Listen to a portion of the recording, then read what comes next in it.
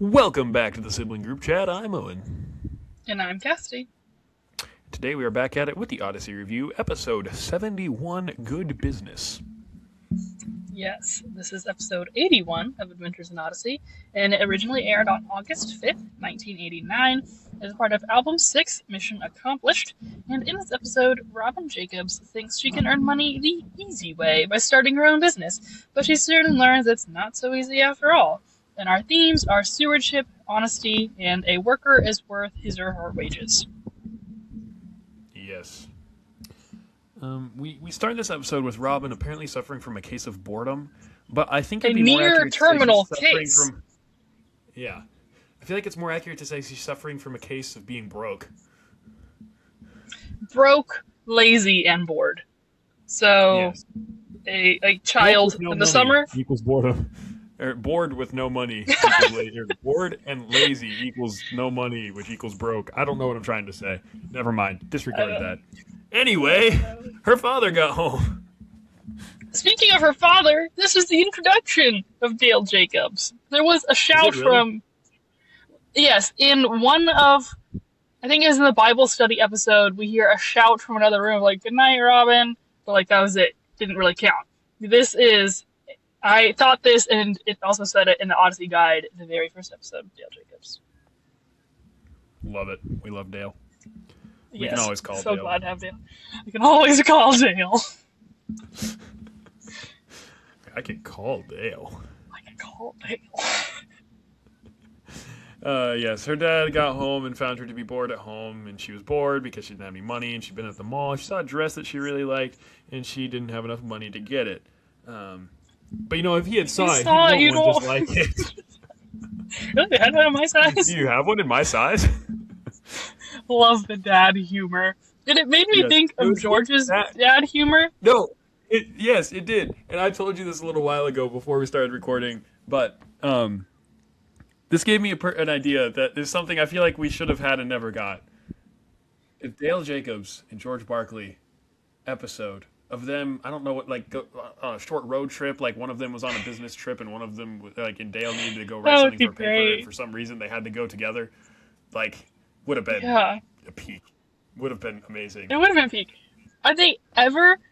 The only time I can think of them being in an episode together is Curious, Isn't It? But they don't actually interact together. That's fantastic, but I don't think that they interact. And it's like, yeah, we just need like a dad episode of the dads being dads, because just their humor together. Father's Day episode or something. Yeah. Yeah. That would have been great. Yeah. Missed opportunity. Dale's still around. That's what I said. And we could have a return of George Barkley. I know Chuck Bolte is still with us, is he not? So let's make it happen. You know better than I. True. Well, let's write to Phil Lawler. What's the worst he can say? No. No. Yeah.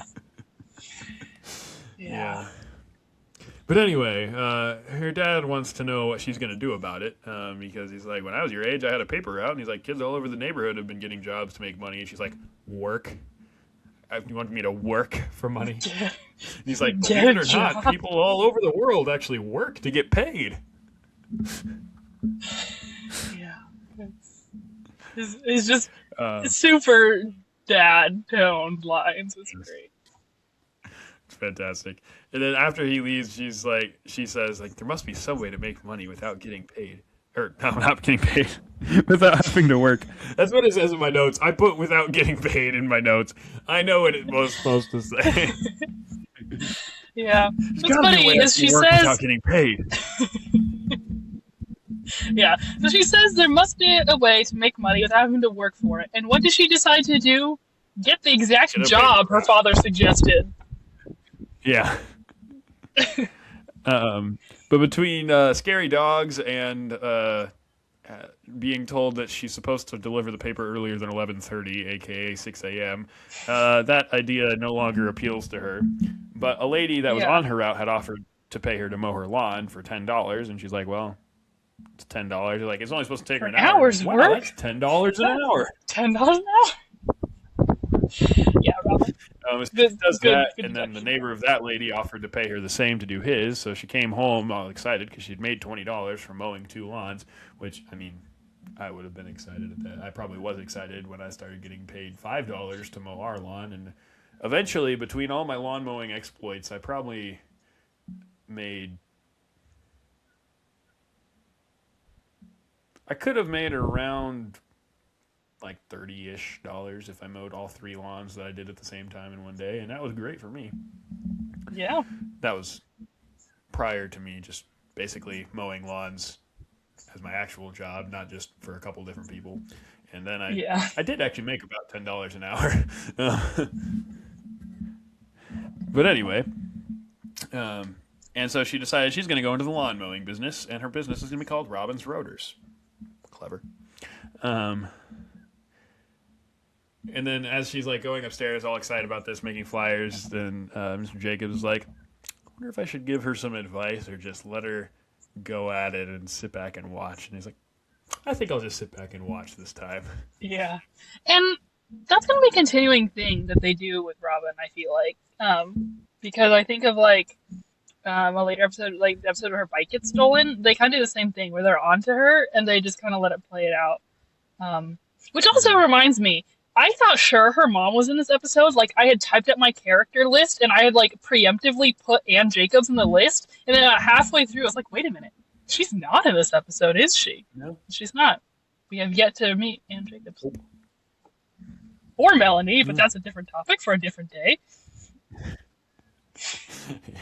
We'll talk about it. Don't worry. When we get there. I think we might have already talked about it at one point. I think we did. We'll talk about it more. Anyway, she got a lot of business rather quickly, and she kind of worked herself ragged, but she was working a lot, but like she was getting it done. Like she was organized, and her dad was proud of her. He talked to her on a day that she'd mowed 5 lawns, which is quite a few for a day, because I'm assuming she was using a push mower. I'm assuming so. And we don't know. We we know one of the lawns had a huge hill.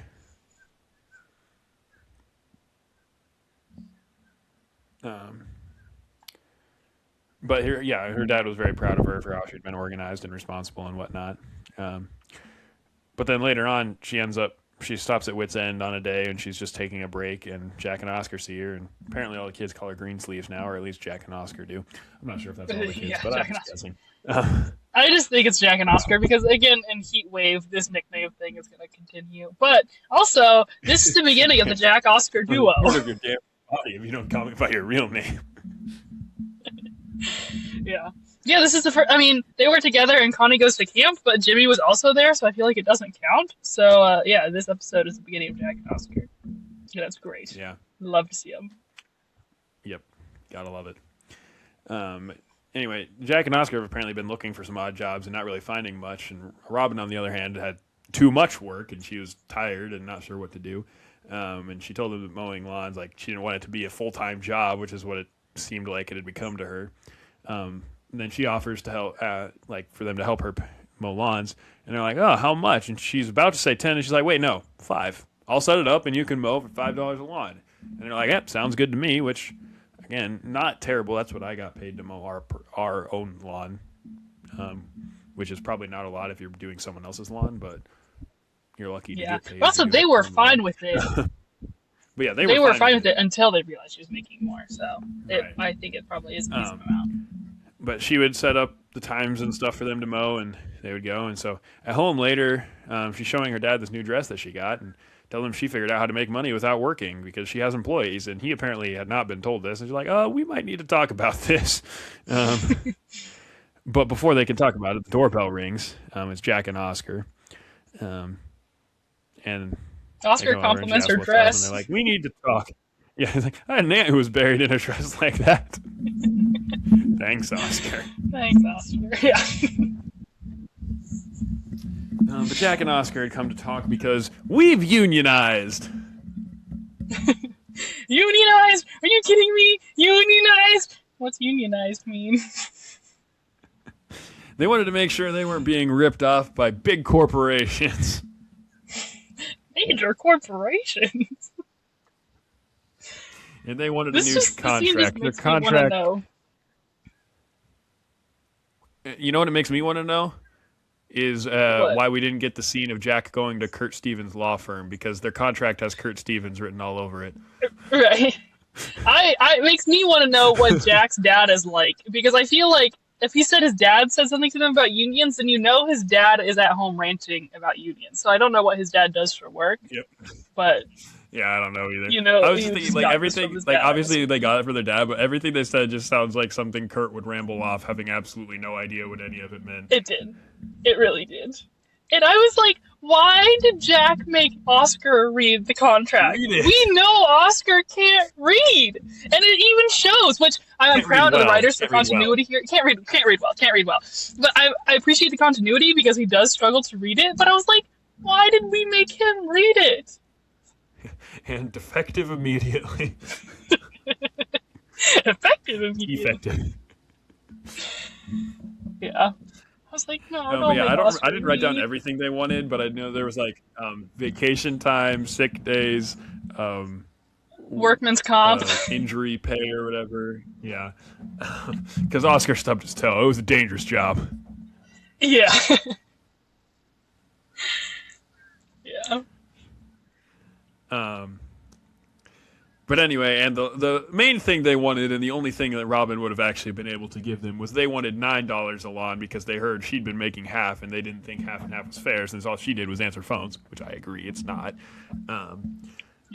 But they negotiated until they'd got it to Robin was up to $7.50 for them, and Jack and Oscar were down to $7.75, and they couldn't meet in the middle of those 25 cents. I never really realized how close 25 they got before they gave up. Right. It didn't really. I mean, dawn on 25 me. cents is a lot of money for some how old, like 12, 11-year-olds. 10 to 12-year-olds, yeah. They couldn't agree, so they split ways. And I just did some math of what I assumed, just because I was curious. So, assuming, because she said she'd done 5 lawns one day, so I'm guessing that she probably did around 20 lawns a week, because I'm guessing she didn't do 5 every day. So I assumed she mowed lawns 5 days a week. I'm guessing she did around 20. That would be 4 lawns a day, and she definitely did 5 at least once. But so I just for my purposes, I decided she did 20 a week, which means that it was $200 a week total. So originally they were splitting half and half, and it would have been 100 both ways, so 50 for Jack and Oscar because they were splitting the work, and 100 for her because she was answering phones. But had she met them at $7.75, she could have still made $45 a week. And for just answering the phones and for not wanting to make money by working, sounds like plenty to me. Yeah. Like, I get, like, in theory, it sounded like she was getting ripped off in her mind of how things should work. But, like, if you really think, and I get that that's not the lesson we were trying to learn in this episode, but I don't know. Yeah. I'd never thought of it that way before, but I was like, you know what? If that's what you wanted, is to not have to work to make money, answering phones for $2.25 every time somebody calls is good Yeah, enough well, for and me. also, she's making money off of every lawn. And assuming they are not both doing each lawn, like, Right. they are either splitting a lawn or they each get one. So, no matter how it breaks down, she still gets more money than they do. Unless they get over half. Like, if it was 6-4 or something like that. Well, no. But even 'cause it then, would've she'd been- be getting 4, it and would've they'd been each be getting 3. 155. It would have been going 155, like, over the total of the week to them, so that you split that. They're still making, like, 70 each, Okay. and she's making 45. But yeah, even then, I'm still, like, I guess she was in charge, but she wasn't doing anything. And if you're not going to do anything and get $45, I mean... Yeah. I mean, that's surprised what that she wanted to do. But anyway, yes, they split because their minds were not thinking along the same track I was. But anyway, Bye, green sleeves! Robin's like, I can make it without you. I did it before and I'll do it again. And then after they leave, she's like, what am I going to do? Which does make you think she probably did take on more lawns after hiring Jack and Oscar. Yeah. But anyway, so she tries to do it all by herself, but she gets behind very quickly and decided to go out of business. She was in her room, and her dad comes up, knocks on the door, and she's like, Robin's not available. She's unavailable for comment. But her dad's like, I think you meant come in. She's like, oh yeah, that works too.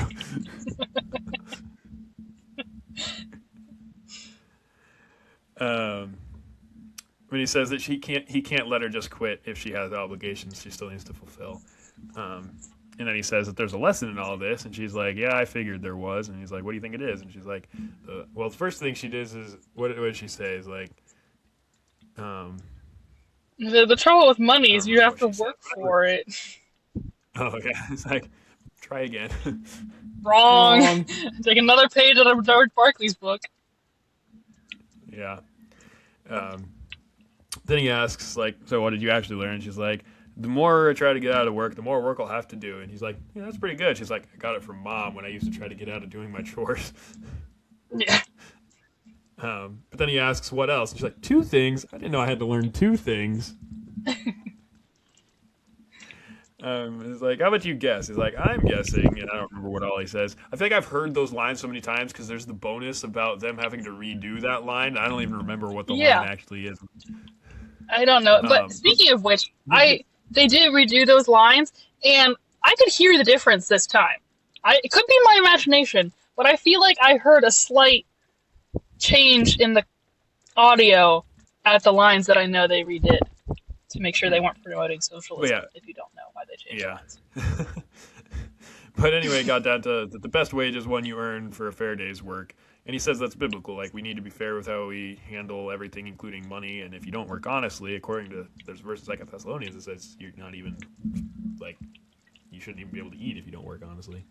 And then he's like, and another thing is that anything seems too good to be true probably is. I got that from Ron when I tried to get out of doing chores. Yeah. Anne may not be in this episode in person, but she's here in spirit. Yeah.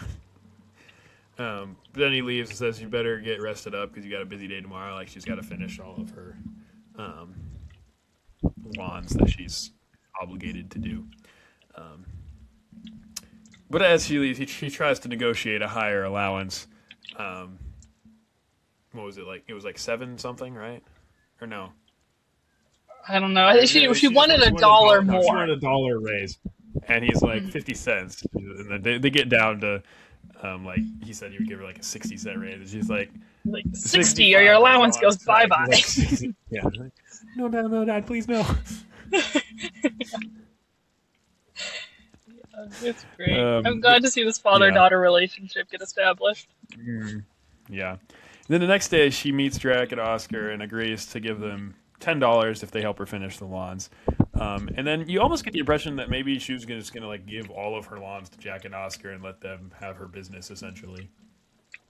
I think she was just gonna have them do the ones she owed, and then she was still gonna be done. And then it was gonna be kind of. I mean, if they wanted to keep those lines, they could have. Yeah, but she was gonna. I feel like you get the implication that they might have been willing / she might have been able to like set them up to keep the lawns if they wanted. Yeah, I mean, if they were really wanting jobs, I don't see why that didn't happen. But yeah. But then Chris's outro. God wants us to be fair in everything, and we do. I have some final thoughts on this episode. First of all, great episode of the parent actually parenting for Dale Jacobs. True, Mr. It's a great Whittaker story, but also fantastic no-wit episode. And I feel like every time we have a no-wit episode, we just have to go back to a change of heart. I don't know why. It just feels like since we established that as the first one, we just have to mention it when we have a no-wit episode. This is a great no-wit episode. That was not. This is. Yeah, because honestly, until you said it, I didn't realize he wasn't there. I didn't think about it. I had forgotten it until like the very end. And I thought about it when I realized like the lesson was coming between like from father-daughter talk, and I realized I was like, wait a minute, we didn't have Mr. Whittaker in this episode. Yeah. It was even more funny is we don't have Mr. Whittaker, and yet we go to Wits End twice. So that's impressive. Yeah. Yeah. Yeah, a good no-wit episode. I have no other thoughts. It was a good one. I am very excited to say, though, that next week we get Heat Wave. I'm so excited. I feel like we've been hyping up Heat Wave since near episode 1. Like, I don't know how long it's actually been, and I don't know how much of it has been on the podcast and how much of it has been us discussing outside of it, but we are so excited to bring our review of it's actually we have family ties to the episode with Mr. Watson's hardware store. It's true. I don't know, have we ever said our last name on the podcast? Maybe not. I don't know. Not that we were trying to hide it from you, but You know it now, and don't you forget Don't it. you forget it. Yeah, but yeah, Yes. next week will be Heat Wave. Thanks for watching and or listening. Subscribe wherever you get the podcast. Follow us on Facebook and Instagram, and we'll see you next time. Yep, bye.